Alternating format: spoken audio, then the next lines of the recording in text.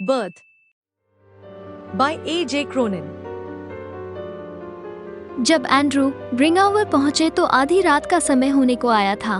उसने जो मॉर्गन को अपना इंतजार करते हुए छोटे छोटे कदम भरते हुए बंद शल्य चिकित्सा और उस घर के प्रवेश के बीच वाले स्थान पर चहलकदमी करते हुए पाया।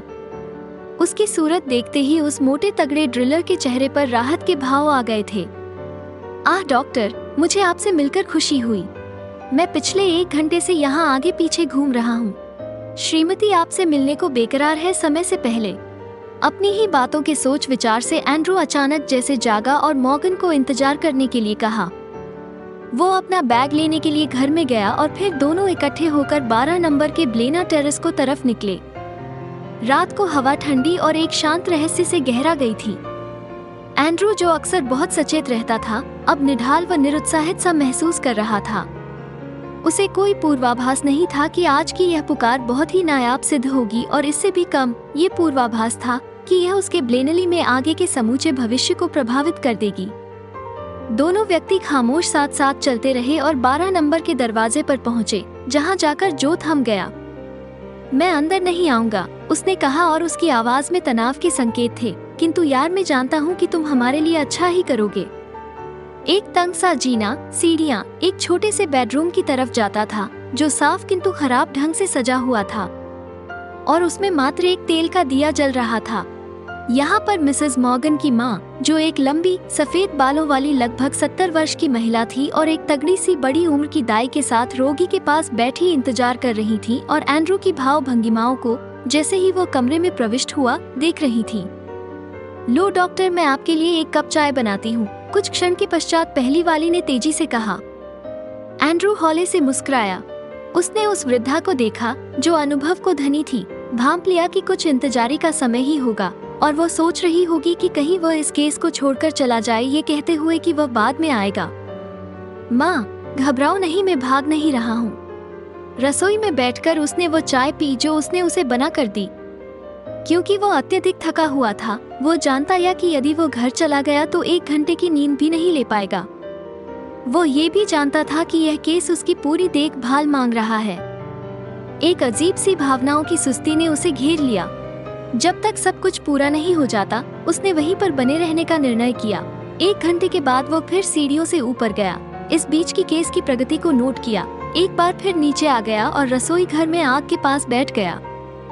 सामने सिगड़ी में लकड़ी के कोयले से पैदा होने वाली हल्की सी आवाज और घड़ी की टिक टिक के अलावा सब कुछ शांत था।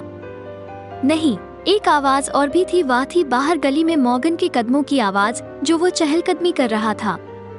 काली वेशभूषा में वो वृद्धा जो उसके सामने निश्चल बैठी थी। उसकी आंखें अजीब सी सजीवता और समझदारी से भरी हुई थी, कुछ खोजबीन सी करती हुई थी और उसके चेहरे से कभी हटती नहीं थी।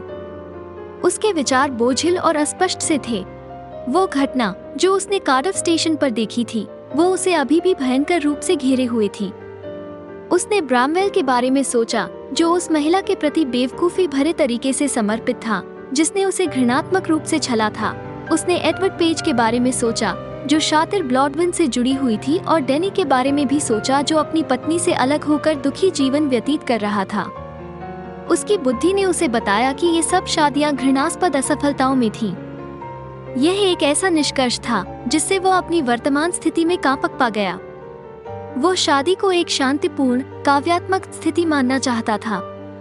हाँ, वो अपने सामने रखी क्रिस्टीन की मूर्ति रखे होने के कारण किसी और रूप में सोच भी नहीं सकता था।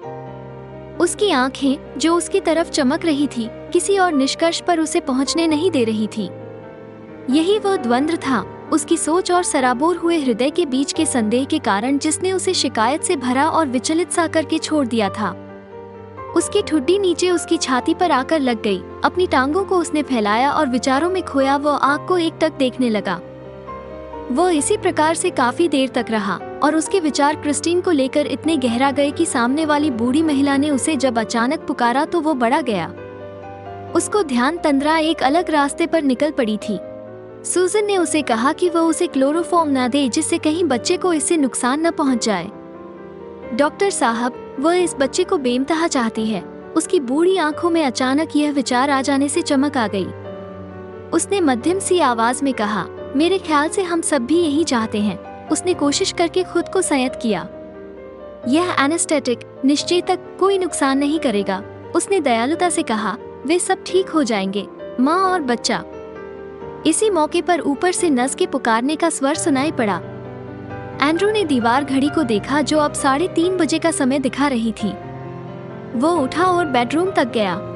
उसने सोचा कि अब वो अपना काम शुरू कर सकता है। 1 घंटा यूं ही बीत गया। यह एक लंबा प्रसव का संघर्ष था। जब सामने के पर्दे के किनारों से पहली पौ फटने की किरणें अंदर आई तो बच्चे का जन्म हुआ, बेजान बच्चा। जब उस बेजान रूप के बच्चे को उसने देखा तो एंड्रू में एक भय की कंपन दौड़ गई। आखिर वो वायदा करके आया था। उसका चेहरा अपने ही प्रयासों से जो गर्म हो रहा था अचानक ठंडा पड़ गया। वो हिचकिचा गया। बच्चे को पुनर्जीवित करने के अपने प्रयास में और माँ के प्रति अपने फर्ज के बीच वो बंट गया जो माँ खुद थी नाजुक स्थिति में थी। ये दुविधा इतनी शीघ्र थी कि इसे हल करने की उसने कोई सचेत कोशिश नहीं की। यूं ही भावनावश उसने बच्चे को नस को दे दिया और अपना ध्यान अब सूजन मॉर्गन की तरफ किया जो अब निढाल ही हुई पड़ी थी। उसकी नाड़ी भी समझो नहीं चल रही थी और उसके पास रखे ईथर से भी यह अभी जागी नहीं थी। उसका उतावलापन हताशा भरा था।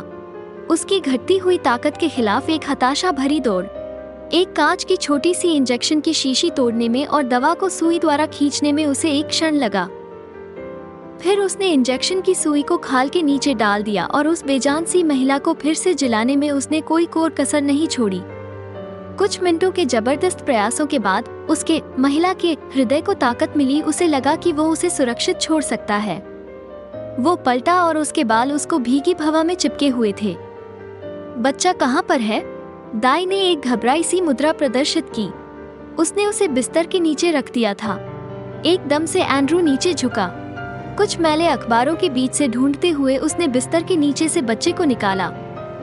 यह एक पूरे शरीर वाला लड़का था। उसका लचीला गर्म शरीर सफेद और नरम था, चर्बी की तरह। उसकी नाल जो जल्दी में काटी गई थी एक टूटी शाख की तरह पड़ी थी। उसकी सुंदर बनावट वाली चमड़ी स्निग्ध और नाजुक थी। एक पतली सी गर्दन पर सिर लुढ़क रहा था। शरीर के अंग मानो हड्डी रहित से थे। अब भी झुके हुए ही एंड्रू विक्षिप्तों की तरह त्योरी चढ़ाए हुए बच्चे को ही ताके जा रहा था। ये सफेदी एक ही चीज दिखला रही थी, ऑक्सीजन की कमी से दम घुटना, और उसका मस्तिष्क जो अस्वाभाविक रूप से तनाव में था एक ऐसे केस को याद करने के लिए दौड़ रहा था जो उसने एक बार समारिटन में देखा था, वह इलाज जो उसने प्रयोग किए जाते देखा था। एकदम से वह अपने पांवों पर खड़ा हो गया। मुझे तुरंत गर्म और ठंडा पानी लाकर दो, वो नस पर जोर से चिल्लाया। और बेसिन्स, चिलमची भी लेकर आना, तुरंत तुरंत। किंतु डॉक्टर, वो अटक गई। उसकी निगाहें बच्चे के बेजान शरीर पर टिकी हुई थी। जल्दी करो, वो चिल्लाया। एक कंबल खींचकर उसने बच्चे को उस पर लिटाया और सांस देने का विशेष तरीका प्रयोग करने लगा। अब चिलमचियां भी आ गए थे, घड़ा भी और बड़ी सी लोहे की केतली भी। पागलों की तरह उसने एक चिलमची में उंडा पानी डाला और दूसरे में गर्म पानी, इतना गर्म जितना उसका हाथ सहन कर सकता था।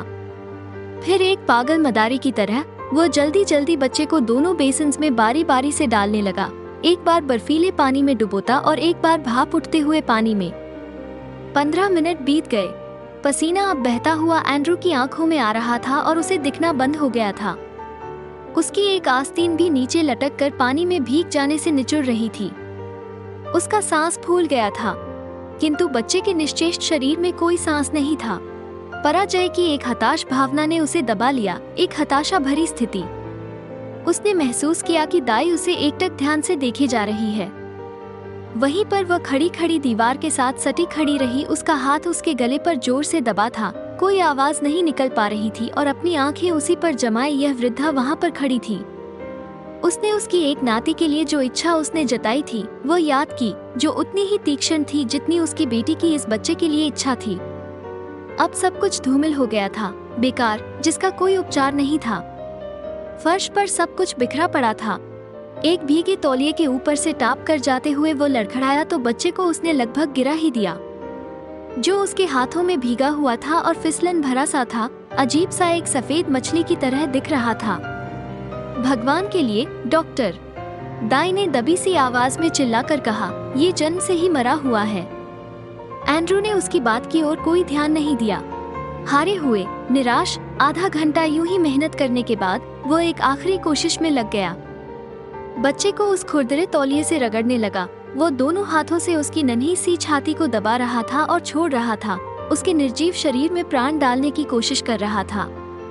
तब फिर एक चमत्कार की तरह उसकी नन्ही सी छाती जो उसके हाथों में थी, उसमें एक सांस अंदर खींचने की हरकत हुई, एक और। एंड्रू चकरा गया। भावना सभी असफल प्रयासों के बाद उसकी उछलती हुई अंगुलियों के नीचे जीवन संचार इतना प्रचल था कि उसने उसे लगभग मूर्छित कर दिया। वो अपने दोहरे प्रयासों में ज्वग्रसित हो गया। अब बच्चा अत्यधिक हाँफ रहा था। नाक के एक छोटे छिद्र से कफ का बुलबुला निकला। रंगदीप्त बुलबुला आनंदमय था। अंग अब अस्थिविहीन नहीं थे, सिर अब विहीन नहीं था। विवर्ण पीला पड़ा हुआ, त्वचा धीरे धीरे गुलाबी होने लगी। तब उत्कृष्टतापूर्वक बच्चा चिल्लाया, हे परमपिता, नस उन्मत्त होकर सिसकियां ली। वह आया है, वह जीवित आया है। एंड्रू ने उसे बच्चा दे दिया। वो कमजोर और स्तब्ध था।